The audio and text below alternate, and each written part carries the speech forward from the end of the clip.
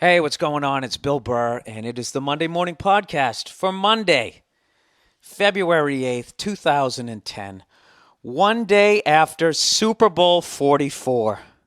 Drew Brees is 6 feet tall. Only two quarterbacks that short had ever won the Super Bowl. The Saints wanted to punish Peyton Manning with what they called remember me shots. The Saints ran the slip play, but Mike Bell took it literally. What kind of shoes you got on? Yeah, that figures. Put on the cleats. We got to recover the onside kick, boys. You get out of here. You get out of here. You get out of here. Get out of here. Get out of here. White ball. There's the first indication. Really unbelievable decision by Sean Payton. It's all bouncing around, though. Damn, we got to get that. Robotic in his consistency. That's how some describe Peyton Manning. Saints don't commit sins. They exorcise demons. And the league's MVP watched as the game's MVP delivered an impressive sermon. Juggled the football, had it on his fingertips as he was down. The only turnover of Super Bowl 44 had the Saints kneeling at football's altar. Manning did march the Colts right down the field, but his bubble was about to burst. Get ready to party with the Lombardi, New Orleans. The miracle in Miami has happened. I love it. I love you too. You won the Super Bowl. You won the Super Bowl. So did you. Well, usually I don't begin my podcast with a warning, but I'm going to this week. If you live anywhere near Indianapolis, you want to shut this thing off right now. Okay? If you're one of those fantasy football playing douchebags with your stats and your Peyton Manning poster hanging above your fucking bed, you want to shut this thing off right now. All right? Because this podcast is dedicated to you guys, who I've been telling you for the last 5 fucking years that Peyton Manning is overrated. I even went off on him last week. Last week I went off on that guy, and you cannot believe the emails that I got from people. All just not only defending Peyton Manning, but brushing off Tom Brady and his 3 Super Bowl rings. As if, oh, you can plug anybody into that system. You know, but Peyton Manning, he threw for 50 fucking touchdowns. During what? He threw 5 touchdowns against the fucking Buccaneers in November? I said it last week. Peyton Manning is a regular season statistical juggernaut. All right, if you want to know who the fuck that guy is, if you're still confused, the fuck, is there an invasion? You hear that shit? That's what happens out here in fucking L.A. Somebody probably just robbed a convenience store. They got a little overboard out here. Dude, I'm telling you right now, if you want to know who Peyton Manning is, you want to know who that fucking guy is? Picture this. If Dan Marino fucked Brett Favre, their baby would be Peyton Manning. That's who he is.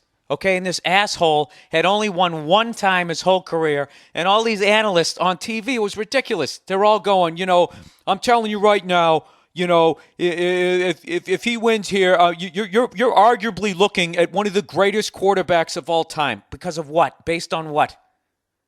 Based on what? His regular season stats? This guy chokes every year in the fucking playoffs. He's only won once. And everybody's just talking about it. And all you assholes who emailed me this week, where are your emails now? Huh? I emailed each and one of you, every one of you fucking back, and I never heard it from you. Maybe you're still confused. So you know what? You know what I'm going to do just for all of you fucking idiots out there who think that Peyton Manning is the greatest fucking guy ever, totally disrespecting Tom Brady. Tom Brady has to wear, he has to wear a welder's mask at night to go to sleep. That's how fucking bright his room is from those 3 championship rings. And you guys still disrespect him.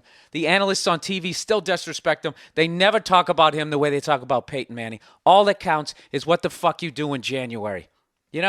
Nobody talks about Terry Bradshaw. You guys ever watch Super Bowl 10? It's up on YouTube. Watch that game. Terry Bradshaw, if you looked at his numbers, you fucking stat boy pussies, if you looked at his numbers on paper, you wouldn't think the guy was shit.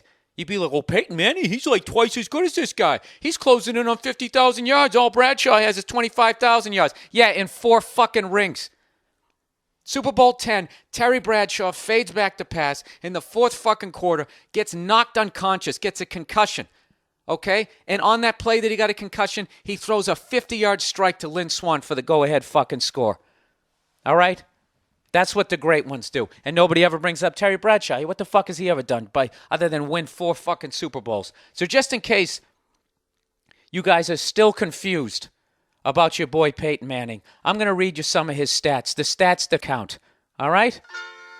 Here we go. The greatest quarterback of all time. I got a little music for you this week. December 30th. All right? Kicks ass in the regular season. Dolphins beat the Colts 23-17 overtime wildcard game. Oh, whatever. That's his first trip to the playoffs. He'll get better. 2002. Colts lose 41-0 in a playoff rout against the New York Jets. Jets, Jets. This is the greatest quarterback of all fucking time, potentially. With 1 fucking ring, everybody. Tune in and watch and see how he does against the Saints. Let's look how he did. January 8th, 2004. Colts lose 24-14 to the New England Patriots.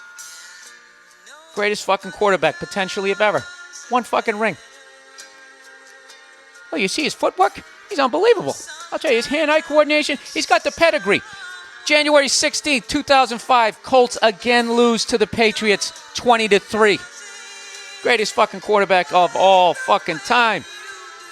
January 15th, 2006, Colts lose to the Steelers 21-18. Greatest quarterback of all time. And right around then, people start going, oh, is this another Dan Marino?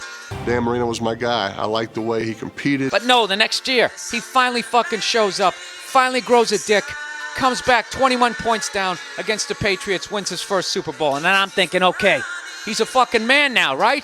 I'm going to see some Montana shit. I'm going to see some fucking Terry Bradshaw.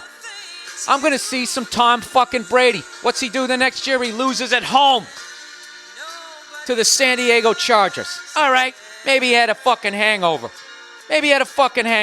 What's he do the next year? Greatest quarterback ever. Loses to the 8-8 Chargers at fucking home. So here you go. He goes up against the lowly Saints. They've never won a fucking thing in 40 fucking years of being in the league.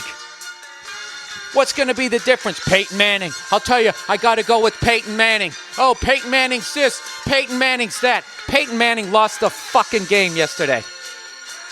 The final drive. I got a question for you Indianapolis fans. Does Tom Brady throw a pick six at the end of the Super Bowl? Does Joe Montana throw a fucking pick six?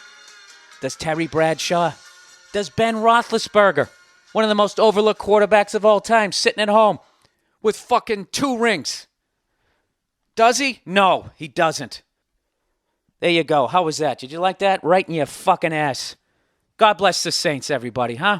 Maybe you guys tanked half a season to get Andrew Luck, but that's all good. I have to say, as a comedian, Peyton, it really bugs me how funny you are.